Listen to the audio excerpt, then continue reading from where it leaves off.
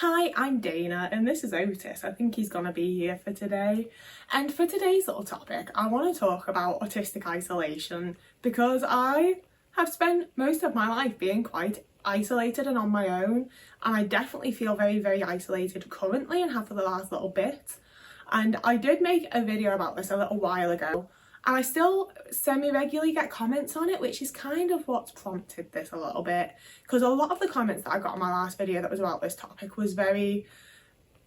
I don't want to be mean. I get that you related. I don't want to be rude. They were nice comments, you know, I'm not upset or angry or mad about it, but a lot of them were very along the vibe of like, oh, I relate completely because if it weren't for my parents or my partner or this or that, I'd be really isolated too. And it's like, so you don't relate completely then because you have that person. Like, it's not the same. You have someone. If you live with someone, especially if you live with like a family member or a partner and not just a random housemate, you do have someone. You don't understand what it's like. And I appreciate the empathy, I appreciate you trying to, but it's not the same. If I didn't make YouTube videos and TikTok videos and online content and talk to my cat, I could go months on end, literally, without opening my mouth to speak to another human being. Like, that's the level of isolation that I've been for, like, vast majorities of my life. And it's the kind of thing that people really like to act like is me self-isolating, and I just don't try hard enough. I don't go out of my way to make connections. I don't try and meet people. And it's so incredibly frustrating because it's one of those things that I don't feel like I can help. And I do feel like it's because I'm autistic. You know, like it's extremely exhausting to consistently put yourself out there and consistently put yourself into situations where you're meeting new people. That's exhausting for anybody on the planet. It's tiring. When you add that you're autistic, and a lot of these situations are just terrifying. They're absolutely horrifying. It's absolute fight or flight survival instinct to get through just meeting new people and trying to build connections. And it gets to a point where you keep doing that and you keep doing that and you keep going out of your way to talk to people and try to be friendly and try to initiate things and you meet people at events and then you get their number and then you text them like, do you want to do this thing together? And things just keep falling through. People say yes and they never actually meet up again. You talk to all these people at an event and you feel like you're the only person there that is like you, and like nobody else in the room relates or understands or connects to you whatsoever. And it's not that it's anybody else's issue. It's not that like other people need to be my friends and need to be kind to me, but it's the level of like, I just cannot build these like interpersonal relationships that everybody else seems to have. That means they're not just living a completely isolated life. And as much as I've been like, you don't understand, I'm also very lucky compared to other people because I have online friends, but also that's something I've only had this year.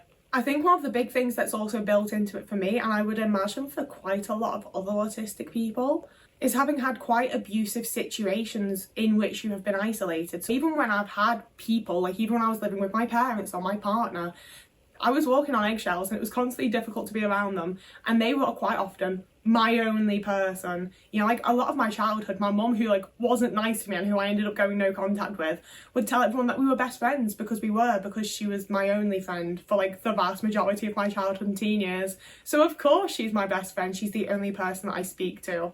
And similarly, for like 8 years, I had fleeting friendships that came and went because I was so, you know, I was in the middle of an abusive relationship and they would try and hint that to me. I'll be like, I don't like your partner. And I'd be like, you're trying to sabotage me. Why does nobody like him? It's because he's autistic. He can't help that. You know, I would come up with all these reasons and excuses. And like, you can't remain friends with somebody that is doing that. It's just not possible. So I had all these fleeting friendships and he was my one person. He was my rock. He was my everything. And I will say, I much prefer being isolated in a way that is like entirely on my own than being isolated in those situations. And being isolated in those situations also has the lead into when you leave those situations, you realise they're not normal and you come out into the world. And I've not had any fucking experience of what a normal relationship is, what a normal life is, what normal family dynamics are, what normal friendships are. I haven't had any of that whatsoever. So I feel like I'm venturing out into the world as a 28-year-old with like the social ability of like a 12-year-old because I have not learnt these things. I have not had these situations. They're completely new to me in the way they would be to like a preteen, you know? And there's a whole bunch of other ways in which, because of like 8 years in an abusive relationship where I had to be his perfect little housewife, in some ways I've had the experiences of people that are like significantly older than me, and I feel like I've already lived like all of these lives, and then when I go out to try and experience a normal average life, I don't understand what the fuck is happening, and it is so confusing. And I very much think that it stems from the fact that I grew up so isolated and continued to be so isolated through my, like, from 16 to 24, I was just in this horrible relationship where my main purpose was making sure his clothes were clean and there was food on my table. And post leaving that situation, like, I broke up with him when I was 24, and I finally got to move out, I think, just before I turned 25. My like, mental timeline of my life is a mess. I don't remember shit. Like, I remember what order it happened. I don't remember if it took a year to happen. I don't remember if it took a month to happen. My timeline is absolutely screwed. But my abusive partner had been my one person. So leaving that and moving in with a housemate, I latched onto him. And we had a whole situation that happened. It was a whole messy thing. And then he got a girlfriend, and it was deeply uncomfortable for me to be in the house for everybody. So I was once again isolated, this time entirely on my own. I didn't have anybody. Like I'd latched onto that housemate because he told me how we were great friends and he'd really look out for me and everything was going to be fine. And that was a big, like, realisation and wake-up call of, like, all of that he'd said was bullshit. I'd latched onto him and thought I had, like, a rock and a friend, and that was not true. That was not the case. So I went from being invited out to things to being not, and just being on my own and just not having anywhere to go or anyone to speak to. And it was, again, like, during those sorts of times, I do tend to have people on, like, the periphery that I've tried to build a connection with and tried to build friendship with, and it just hasn't really worked out. And then that's when they look at me and they're like, oh, you don't do anything or go anywhere, so I see ya, boring. And I kind of get it, but I also, like, I can't help it. Like, I don't understand how other people aren't living very, like, isolated, insulated lives on their own. Because I've tried very hard to not be and to put myself out there and to make friends and speak to people and build relationships. And it just doesn't happen, you know? Like, people very much just remain acquaintances a lot of the time. And with all of that background as well, obviously I have had some friendships that have lasted for longer. And I am also very much focusing on real life friendships here, which isn't, like, realistically, technically maybe the most fair, because I do have an amazing little group of online friends. I don't speak to them with my voice. They're not inviting me out to things because we live really far away. We can't be doing that. Like, to be fair, we did meet up in London. But, you know, like, online friends are amazing. It's not the same as having a real life in-person community, is it now? It doesn't solve isolation in the way that having a real life community does. But with all of that background, as I was saying, when I have had longer friendships, I'm not a healthy, like, to be fair, I've done a hell of a lot of healing lately, and I do feel like going into future friendships and going into, like, the future in general, I probably will do a little bit better than I have been. But I was very used to being in abusive relationships and abusive situations and having abusive people within my life. So that is, for the most part, the type of person I've been able to get close to, because they're the kind of people that want to be people pleased. They want the fawning and I'll do anything you need of me that I've very much put out to people in the past. You know, like, normal, average, non-abusive people don't really want a friend like that a lot of the time. It's a bit much, it's a bit intense. People that like getting what they want realise they don't necessarily have to manipulate it out of me in the way that they do with a lot of other people. So it's very easy to get very close to me in that way, because I will just, or at least in the past, I will have just people pleased and done what you want, because I think we should be nice to each other. And it's not until years into the friendship that I'm like, oh, I see what's happening here.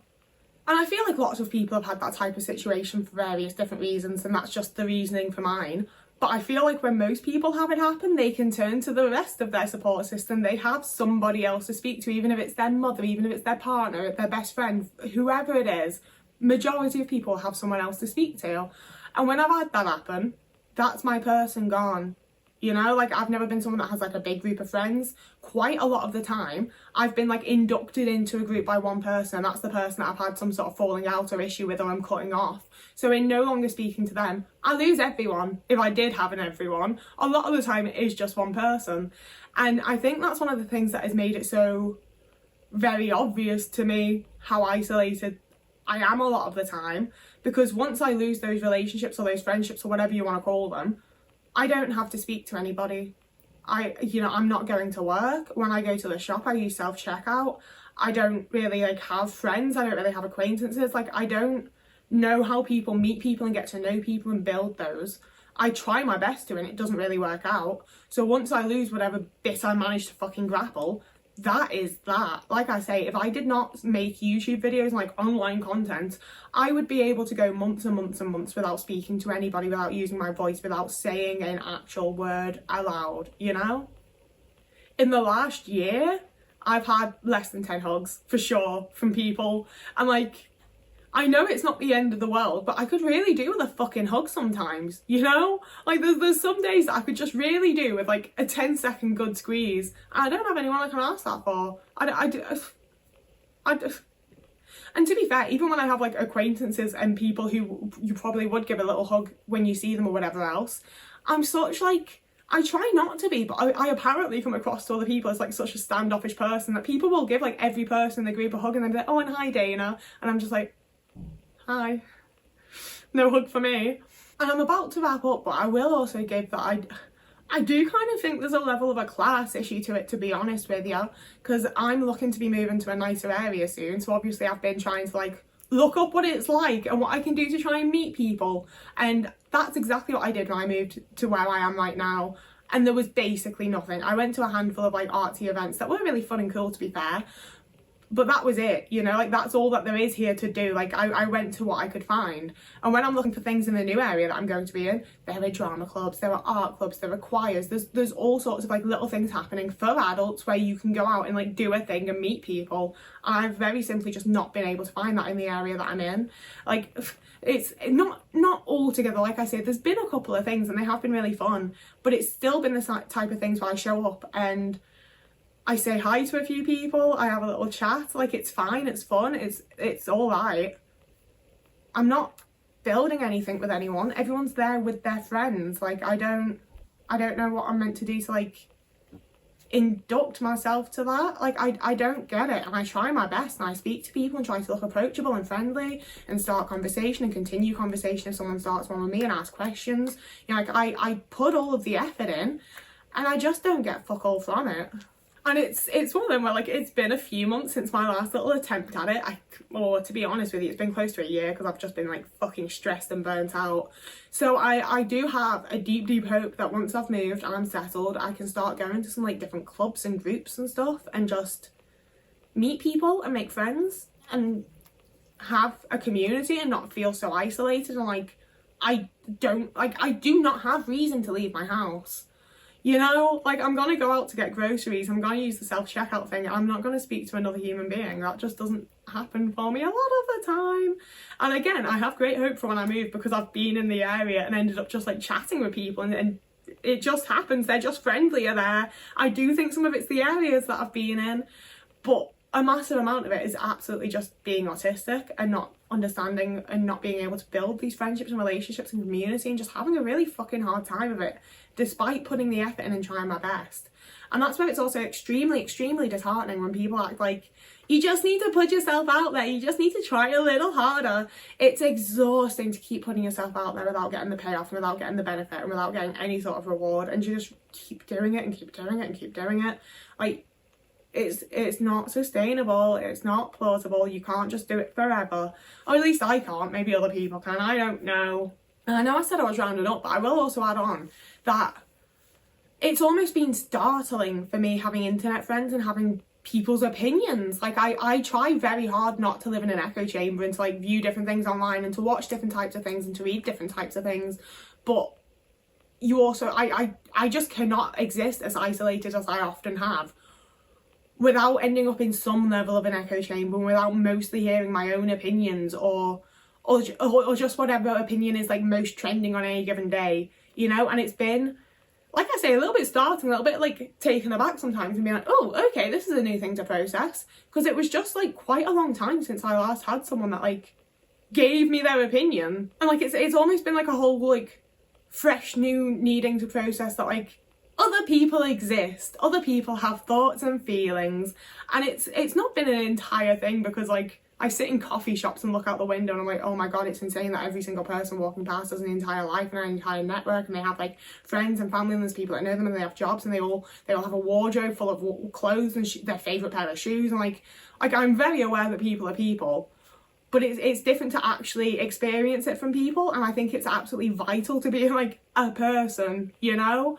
Like that's the thing, is that I don't want to get into like the world is an issue, but I do think that a massive issue is that so many of us are living more isolated lives. I do feel like I sort of have like an extreme, but I do feel like that extreme is perhaps becoming a bit more common. I just think it's absolutely vital to have people that ground you and give their own opinion and are fully their own person and allow you to be your own as well. But human connection is absolutely vital to being a human, I think, and it's important that we get that. And I'm very, very glad to be able to get it online. But I also have big plans to be able to actually have a real life in-person community as well, which I think is very important. And I think they're both important in different ways, and I'm very glad to have what I have, you know? But I also want more. I want more. I don't think that's a bad thing, and I'm going to put the effort in and try my best. But also it's really fucking difficult. I don't think it's going to suddenly become easy just because I've moved. It's still going to be hard, you know? I'm hopefully going to have more opportunities. And more opportunities will hopefully at some point provide a fruitful reward. You can like and subscribe for more content like this. My brain is falling apart. I have Instagram or TikTok if you would like to follow me on either of those. I post like semi-regularly. It happens sometimes. I post here on Tuesdays, Thursdays and Sundays, so I'm a three video a week YouTuber, and you can also find me over on Patreon or Ko-fi if you would like to help me out financially with the move. But I'm in a position where I'm not absolutely fucking terrified about it, and that is stunning for me. So whoever you are, wherever you are, I hope you have a lovely morning, evening, day, afternoon, week, month, year, and I will see you again in a couple of days.